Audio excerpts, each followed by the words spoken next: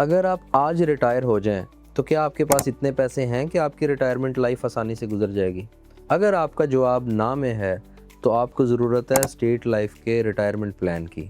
हमारे मुल्क में बहुत सारे लोग ऐसी जॉब्स कर रहे हैं जिनको रिटायरमेंट बेनिफिट्स नहीं मिलेंगे, तो उनको शायद इस चीज़ का पता ही नहीं है कि स्टेट लाइफ के पास एक ऐसी ऑप्शन मौजूद है कि आप अगर प्राइवेट जॉब कर रहे हैं या आप कोई ऐसी जॉब कर रहे हैं जिसमें रिटायरमेंट पे कोई बेनिफिट्स नहीं मिलेंगे, तो हमारे पास ऐसे प्लान्स मौजूद हैं जिसमें आपकी रिटायरमेंट लाइफ महफूज हो सकती है। तो वो एज भी ऐसी होती है, डेफिनेटली हर इंसान की ख्वाहिश होती है कि अल्लाह ना करे रिटायरमेंट लाइफ में किसी के आगे हाथ भी ना फैलाना पड़े और बंदे की इतनी इनकम ज़रूर हो कि उसकी अद्वियात का ख़र्चा निकल आए।